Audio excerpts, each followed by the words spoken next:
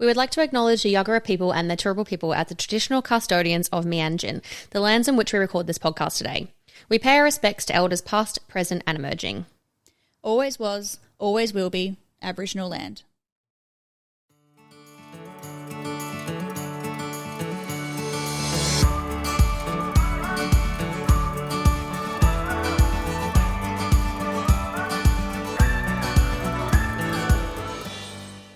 Hey everyone, and welcome to For the Health of It podcast, a Healthcare Australia podcast. Made for healthcare professionals by nurses on the inside. My name is Jessica. And I'm Zana, and we are doing a yearly wrap-up podcast today. Just a little bit of a lighthearted, fun episode for the end of the year. We know everyone is going to be on their festive seasons and doing festive things and not that much time to listen to a podcast. So we thought we'd just wrap up how Healthcare Australia has, ended the year, what we've got planned for next year, and also just going to go through a few funny nursing stories. They're going to be a little bit gross, some of them, a little bit confronting, but we're all here for the journey. So we really hope that you enjoy this podcast. It's going to be a bit of fun. HCA has done a lot of things this year and we've got a lot of things planned for you for 2023. So we actually have scrubs coming, which everyone, hopefully knows about, which we've been pushing for so long and we finally got them. They are so comfy. They're quick dry. They're just really good quality scrubs. They're made by an Australian company. So stylish. Everyone loves jogger bottoms. Every nurse, hands down, loves jogger bottoms. So they're dark purple top, scrub top, lots of pocket space. The pants are cargo with jogger bottoms. You got two big pockets on the side. They're going to be so good. They're going to be so good. No more need for any fanny packs around. No. You just need your scrubs. No nursing fanny packs allowed. And during COVID as well, those little nurse bag fanny pack things, they shouldn't be allowed. They're banned. They're not allowed anymore. Yeah. So now we've got extra pockets so that you nurses and healthcare workers and midwives and all that can put stuff in your pockets. Yes, and other things we have coming for next year is that all our metro workers now are going to be getting an education bonus. How that looks, we're not 100% sure yet. It's still in the works, but you definitely will be getting an education bonus that you'll be able to use on any course that is healthcare related to improve yourself or just for fun, whatever you want to do. You could do your ALS, you could do your PALS, which is pediatric life support. You could do a rural and remote course. You could do really anything, and all you have to do is complete the course, get your certificate, send your reimbursement form, and you'll get that money back up to a certain amount, of course. And you can even do online courses as well. So if you're busy and you can't lock in to do a face-to-face course, there are so many online platforms now. Krana do some amazing online learning packages that you can actually get the education bonus to be paid for. And then also ECT for Health are a really great organisation that do online packages as well. So much variety. So originally Rural Remote Division had that, and it was 6-week placement, $500 towards education, and then a 12-week placement is $1,000, which is great. And now that's rolling over to Metro, which is so exciting. So everyone can now have access to education with Healthcare Australia. Yeah, and you can also do immunisation certificate as well, which is really good to do. COVID hopefully is over, but vaccinations, flu vaccinations is all coming around again. So you can also do that and work in the immunisation space, which is a little bit of a break from, on the floor critical nursing if you wanted a break from that too. So that's always fun. Yep. We also have some gala dinners coming to 2023 to show appreciation to all of our nurses and our healthcare staff. So that will include all healthcare staff that work for Healthcare Australia. Yes. And there'll be gala dinners in every state. So hopefully none of you miss out unless you're on a rural remote contract, can't get there, but they're also going to try and accommodate that as well. It's going to be great. It's going to be fun. We're going to have some awards and hopefully we'll be there for all of them. So we'll hopefully and then you can meet us face to face, which would be so great. Yes. There's nothing better than being acknowledged. I think when you're in a workplace, and this is why a lot of people do come to agency, and it's definitely why I went to agency. And, sometimes you feel like you just don't get acknowledged in your workplace and you just don't, get appreciated. Yeah. And especially with the pay as well. And that's why a lot of people come into this space of the agency world. So you get better pay, better conditions. And we want to just treat you guys and say we acknowledge you and we respect you and we're just so thankful to have you on board with Healthcare Australia. So these gala dinners are going to be perfect addition. Exactly, they are. And then the last one is just a whole realm of different giveaways that they're going to be giving out throughout the year. We don't know what they are. I don't know if anyone knows what they are yet, but there's a lot of money to give away, so stay tuned for that. There is also the 12 weeks of Christmas that's going on right now, so good luck. And if you have got your hands on one of those goodies, well done. I want a little gift card to come in the mail for Christmas. We're all a little bit poor coming into Christmas, so gift cards are always great. If you don't know what these gift cards are and what we're kind of talking about and how to actually see the promotions that Healthcare Australia put out, you need to be on our socials. Yes. So you got to go onto Instagram and follow healthcare.australia. We have a TikTok account, which is We Healthcare do. Australia. We've got a Facebook page for Healthcare Australia. And like that's the way that we kind of are trying to communicate with everyone. So instead of just sending out an email, every few weeks, we actually daily, like every day, we're updating those social media accounts. So if you want to see first up what is happening, you need to be on those platforms. Definitely. Especially with the giveaways. Yeah, we all want to get the giveaways, duh. But yes, that's just a little highlight of what's coming in for 2023. We hope to see more of you and chat to more of you and get more of you into the agency lifestyle because it's just absolutely amazing. And for those who, I guess, maybe aren't ready to do the more agency style roles, we actually have a perm team, which is a permanent recruitment team. And you can either move from overseas and get a permanent job and we can help you relocate. There are relocation incentives and relocation packages as well. So that can help you get a job in Australia that does have some sort of visa for, getting a permanent residency and things like that. Or you can actually be someone who's already in Australia and has Australian citizenship and want to move states and they can help you in the same way. Yeah. Say you live in WA and you're like, I really want to move to Victoria or like NT or something. Our perm team can actually help spruce up your resume. This is all free of charge to you guys as well. We spruce up your resume. They actually will headhunt and look for positions for you, sort out your interview dates, and you just turn up to the interview and then bam, you got a job. Exactly. So it's super easy for those who are a little bit scared to join agency, but it's still, through HCA and they help you guide through that process. So win-win-win. We literally have everything, I'm telling you. you. But we want to just go into some funny stories. We just wanted this podcast to be a little bit lighthearted, share some of our stories from the year and things that we've experienced over the time. So do you want to start with one of your workplace wobbles? Always, yes. So we're doing a section called Workplace Wobbles where we tell a funny story. So I've been a nurse for over 10 years now. It sounds so weird when you say it out loud. Like I feel old. But, I am getting old. But 10 years to the best career ever. But of course, in 10 years, I'm going to accumulate some funny stories. Oh, yeah. And every time we do episodes, we're going to try and, unlock and unleash some of these funny stories for you guys. So this is not too gross, this one. I try to, cut back on the grossness because there's some gross ones coming later. Just a simple one. I was taking a patient's sugar. This was like literally only a few months ago. Got the glucometer set, got my little lancet out, did a little prick, squeezed, and then it said, when the little monitor says error, and you're like, oh no, I've got to squeeze again. So I changed my little strip and I did it again. I was like, oh, hopefully you're still bleeding. So I was squeezing the finger, trying to see if any more blood would come out instead of having to, I don't want to re-prick the patient, right? If there's already been a prick, I'm going to retry and bleed it. I was squeezing and then all of a sudden it just squirted out and it went all in the side of my hair. I literally was like, pew, and I was like, oh my God.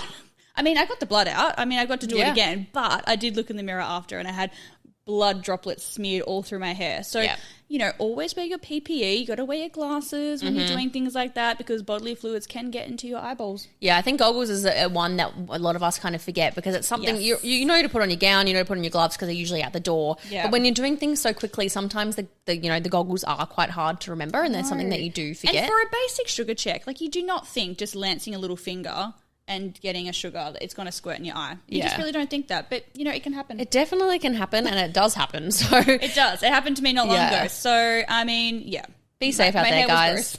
Yeah, even just emptying a catheter, be careful. Put your goggles on because those things spray. That happened to me on my shift on the weekend. Yes. I was putting the little thingy back and it just went splash. This isn't even my story. But when you're filling up a urine jug, you're trying to empty your catheter. Yeah. You're filling up the jugs. It doesn't fit in one jug. So, it never fits in one jug. So you bring two, you rest one there, and then you fill up the other one. I was resting one there, and it fell over. No. Yeah, it did. And that was not fun. It went all under the bed. So that was joy to clean up. Do you know what's worse? When a hospital has carpet.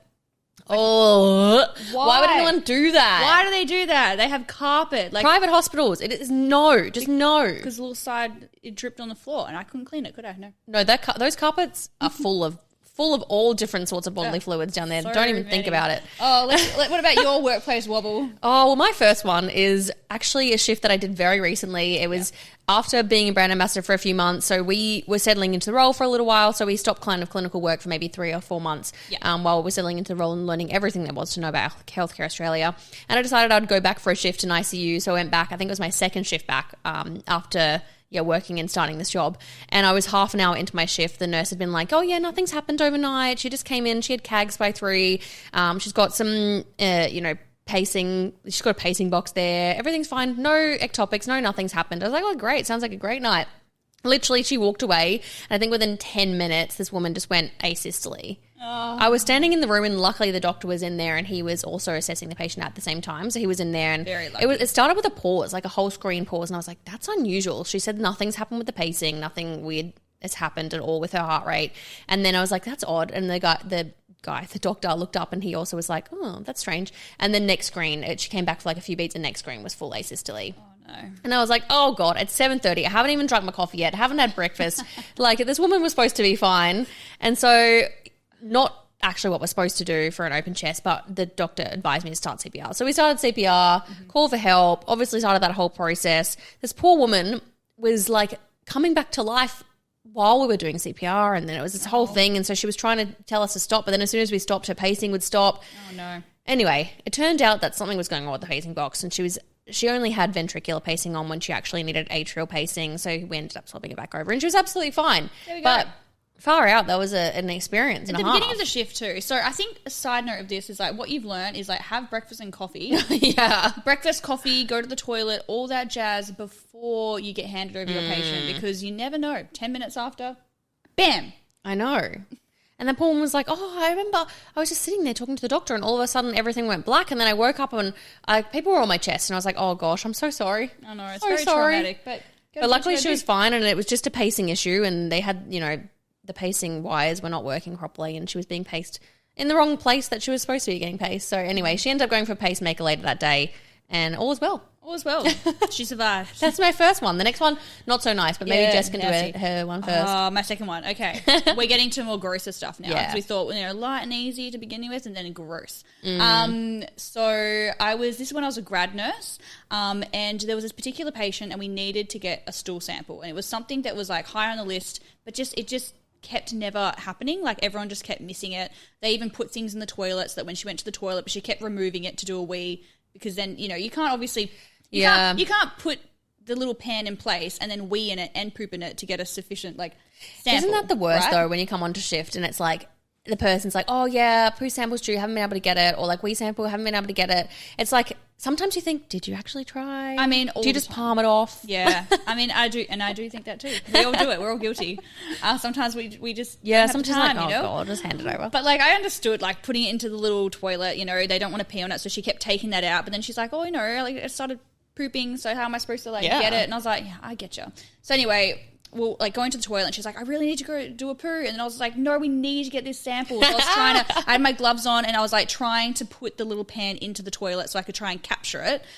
But she started weeing and then I could see her pooping and then it is my reflex. I caught some of the poop with my hand and I was like, aha! I have the poo! And I was so proud of myself. And I walked out and I went up to the nurse's desk and I was like, I got the sample. I feel like that should get nurse of the year. Yeah, I know. And then I went into the little room and I got my little spoon and I spooned it on into the little cup and I was so proud of myself. And this is just no one even was grossed out. They're just like, hell yeah, you got it. That's great. Because this is what nurses have to do. Yeah. And it wasn't contaminated because there was no wee-wee on it. And, and I'm pretty sure she did come back with something in that too. Yeah. Well, then there you and go. then we were able to treat it because we actually had the sample. So exactly. Go me. Got to go to some extremes sometimes. Thank goodness I had gloves on. I'd honestly. Yeah. But, I never thought I'd be, It could have gone very bad. Collecting poop in my hand, but but you isn't gotta it the do what you worst gotta do. when you've got the gloves on and you're wiping someone and the glove breaks? That's happened multiple times. Yeah. Yep. Keep tuned on our social media because we're going to be doing some really funny TikToks about this, Yes. red, brown, triple gloving. Yes. We've got all these cool plans for that. But yeah, that's a nasty. Nobody wants a glove split and then find yourself, Glove splitting's finger the deep in worst. poo. It's not good. Not good. All right, hit us with your disgusting story. Yeah. Okay. I'm going to keep this semi PG because it's pretty gruesome. No, I think go hardcore. This is I'm giving a nurses, trigger healthcare warning workers. out there. If you have an upset stomach with bodily fluids or gross things, please tune out now, maybe for the next 5 minutes and come back. So I had a patient, again, in ICU because I obviously work in ICU, and it was in Sydney. And he was actually an inmate, and so he was a corrections patient that came to us. So we had all these bodyguards and everything outside, and he had actually come in and he was a regular offender, and he was a regular offender for swallowing razor blades. Right. So this just is something that It's me and very common. Jess have both worked in It's corrections. very common in a prison setting. And it's an interesting thing, whether that's just the thing that they can get their hands on, whether that's the thing that they, trade or what they can find. I guess it comes in their commissaries because they can, obviously they need to shave. So it's something that is, I guess dangerous that they are allowed access to, but obviously somehow the tracking of those gets lost. And they end up in people's stomachs and intestines. And this guy obviously had severe mental health issues. None of this is obviously something that any, sane person would do. But he obviously swallowed a lot of razor blades, and he had been consistently swallowing razor blades for many, many years, to the point that he had a permanent stoma and he was never able to have that closed because he would just, instead of swallowing the razor blades, he would then just cut the stoma open and pull his intestines out through the stoma. And it just kept happening that this stoma wound was so large and horrific that it could never, ever be repaired. I think the people that are listening to this, most people listening to this are healthcare workers and they should know what a stoma is. But do you want to just let us know what a stoma is? So basically they make a little, exit for your intestine. So it can be something that is along your intestine and it's like something that's temporary to give the rest of your intestine a break. Or it can be something where they basically, end your intestine and they create the stoma, and then for the rest of your life you do poo into a bag. So basically you don't poo where you normally poo. Yes. You have a bum hole. Yes. It's stomach. a made bum hole. And to be honest, it looks like a bum hole. We're going to say bum hole because that's actually what it is. It's a surgically made bum hole. Yes. In your stomach. It's coming through your stomach. Abdomen, Abdomen. And so you poop into a little bag. Yeah. So if he's swallowing razor blades, he's obviously not going to be pooping it into the toilet.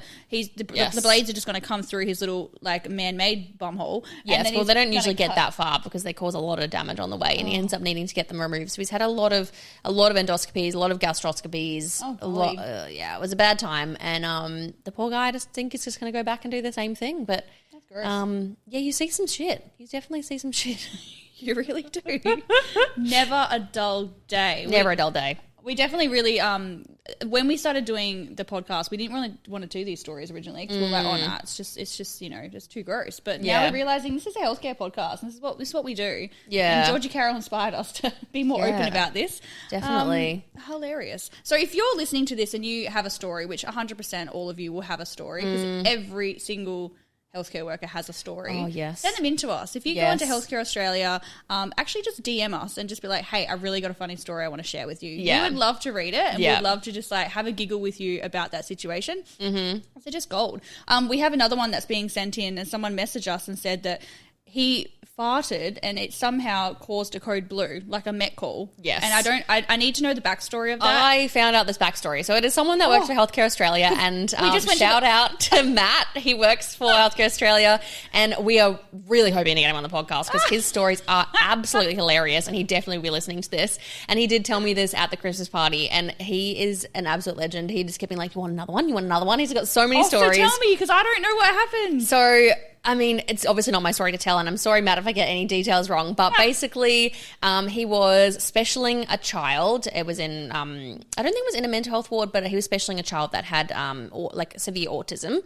So he had severe sensory issues and severe responses to sensory overload. And poor Matt had something very heavy to eat the night before. Oh, no. And he was obviously digesting that and really, really needed to poo. Unfortunately, he was specialing this patient and he had nowhere to go. So he decided to just step outside the room for a minute and do a little fart. Unfortunately, the kid then also ran out of the room and was like, where are you going? Basically, and chased him out of the room. Oh, no. Ran into his fart. And because he has severe sensory issues, he reacted severely badly to this very bad fart smell. And this poor child had he wasn't having a seizure, but he had seizure-like activity. He was throwing himself around on the floor because he didn't know how to cope with this smell. And so everyone was running to this poor kid. Everyone was like, what's happening, Matt? Like, is there a Met call? Blah, blah, blah. And Matt just had to awkwardly say, it's all right, guys. He's not having a seizure. I just farted. And he had to tell the parents. Okay, I'm losing it. He had to tell the parents that he farted, and the parents were like, oh, no. Oh my God. Yeah. Okay, So you had to write in the notes as well. You had to write, patient responded to flatulence by me, basically in the notes. Oh, wow. Poor guy. Oh my God. I'm like losing it right now. I know. Because I only knew the beginning. I just knew that he said, Yeah. I have a story and it's to do with a fart and I caused like a Met call, Yeah. code blue kind of situation. And I was Yeah. like, I need to know what happened. Yeah, Matt, that was just one of Matt's fabulous stories. Oh, So we have wow. to definitely get him on. There's another one that's, we might add to an R-rated playlist because it's a little bit much.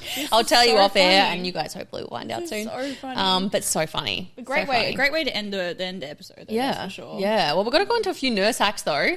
Yeah. Because we also want to share some nurse hacks with you. We're also going to be doing some TikToks of some funny nurse hacks because you have all shared so many good nurse hacks with us. So, I mean, this one's probably like a self-known nurse hack, when you're putting a catheter in for someone. Obviously, putting in a male catheter, there's only one place to put it. So we're not talking about male catheters here. We're talking about the female anatomy. We're talking only. about female catheters or vulva owner catheters. There is obviously multiple holes there. Yes. And it's often hard to find. It's often hard to see. 3 holes. Yes. Okay. Yes. And we don't necessarily always know where it is because everyone's especially female anatomy, it's all so different. And there's been many a time that all of us have put it in the wrong hole, the catheter in the wrong hole. I'm a female, and I get confused down there. Yes. Yeah. I don't know. Male's much easier. Much easier. But in this exact case, always prepare yourself for 2 catheters of the same size and also have a different size as well because you never know if that catheter is going to be too small or too large and you're not going to get it in. Everyone's anatomy is different. Mm-hmm. So always at least have 2 catheters in your pack that are open and ready to go. Or at least if they're not open and ready to go, have someone on standby that's there to hand you one that's ready to go. Because sometimes if you get it in the wrong hole, leave it there. Yeah, don't ever take it out. Don't take it out. If you're putting in a catheter and then you're looking for urine to, flow out and it's not coming out, you're like, okay, clearly it's in the wrong one. Don't take it out because I guarantee the next one you put in, you'll go on the same one. Yeah, exactly. So if you leave it in, there's 3 holes, right? It's going to get in the other one.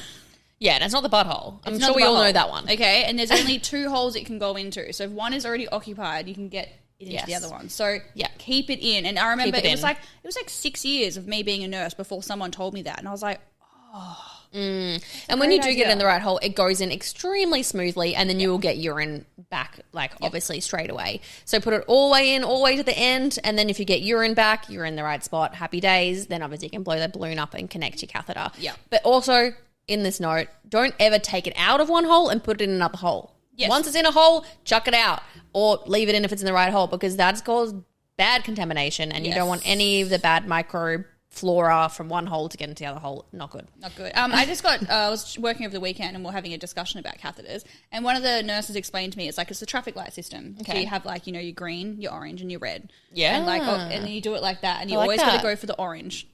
Go for the orange. Okay. That's how he always taught me. And I was like, that's good. Go for the orange. Yeah. That's not even the order. That's how he explained it. Go for the green. Green's at the top. Green's not at the top of a traffic light system. It's red, orange, green. Top to Okay, bottom. I'm confused.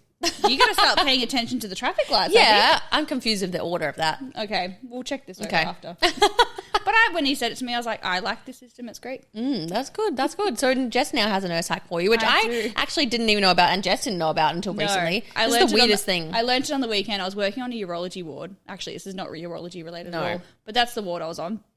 Anyway, we were talking about nursing hacks, and I was like, give me your best nursing hacks. And he goes, oh, I noticed when you took the patient's sugars before, you applied the cotton ball onto their finger to stop the bleeding. And I was like, yeah. That's what we do. I mean, it's nice, isn't it, to give them the ball when they're bleeding? And he goes, you do realize you can make a little hat. And I was like, what do you mean a little hat? And then he showed me. So these are little packets that are in not every single glucometer, but most of them, and they're called non-woven balls. And if you actually open them up, they have a little opening hole, and then you can put. Check it out. It goes That's over so my finger. weird. It's like a little hat. It's like if you It actually is. investigate, it looks like a cotton wool ball. But there's then a if hole. you actually look, it's got this little stretchy band, and you put your finger in it, and it's a little finger hat. Yeah, never knew that. Never knew that. So if you're watching this on Spotify, YouTube, you can actually see a video of this podcast, and I've got the little finger hat on my finger. But Yeah. I didn't. 10 years I've been a nurse. Yep. I And I didn't even know this did this. No. What? There's so many different uses for products that we don't know about, and then no one really knows about, no one really speaks about. So if you have any of those, if you know one product can also be used for something else or one thing, please tell us and please send your nurse hacks because we're all going to use them and they're so great. The one that I always teach people in ED is like if you don't know where, like if you don't have any spare tourniquets, like, you know, because obviously we're trying not to use like reusable ones. They're trying to do like the once only, once only, or one patient one, right? And sometimes you're just so low, and then some people just use the same ones because they don't want to, like, you know, not be able to do like blood and stuff. So if you actually just use the blood pressure machine like cuff and you put it on, there's always a mode on the screen that's for tourniquet, and you just put the blood pressure cuff on like normal and then click tourniquet and it will pump it up to the most perfect tightness for you, and then boom, it's a tourniquet. Magic. I did it all the time. I didn't even use tourniquets. I just use that consistently, and I used to teach people all the time. So that's another little nursing hack for you. There you go. Well, yeah, please send them through. They're all great and hilarious, and we can use them in our everyday life because, you know, everyone loves a nurse hack. Everyone likes doing something a little bit quicker, a little bit easier than taking so long to do something because we only have limited time. Yeah, we got to be quick. We're all on a strict timetable when we're nurses. But yeah, we hope you enjoyed this podcast. It's been a little bit light, a little bit fun, and we hope you all have a safe and merry holiday season. Yes. Please share with us if you're working on Christmas, if you're not working on Christmas, what your plans are. If you're in some remote, isolated, amazing location, please tell us where you are. Send us your photos. We'd love to see where you are. And otherwise we will all see you in the new year for another year of amazing agency life. And if you see us clinically, always say hi as well. Yes. I'm off to Port Lincoln, actually, Port Lincoln, South Australia, for a contract at the end of January, which I'm super excited about. So if you see me and you're in the area, and she's going to be ticking off her bucket list item of shark cage diving, which is going to be very sick. Yeah, I choose contracts around areas that, like, I want to do things. Yes. So shark cage diving has been a huge one for me, and I want to be in Port Lincoln, which is very convenient. And Jess has actually written a recent blog about her bucket list journey. She basically started her entire life journey based on a bucket list and wrote a blog about it. So if you want to head over to there, you just have to head into healthcareaustralia.com.au, go into the news section, go view all blogs, and all of our blogs are there. So you can read about what we're up to, what advice we have, and how to start this amazing journey. And if you are interested in joining us, there is a link in the bio as well. Otherwise, we'll speak to you soon. Eat lots of cake. Into our DM. Eat lots of cake, eat lots of turkey, be merry, and have fun. All right, bye guys. Merry Christmas. Merry Christmas.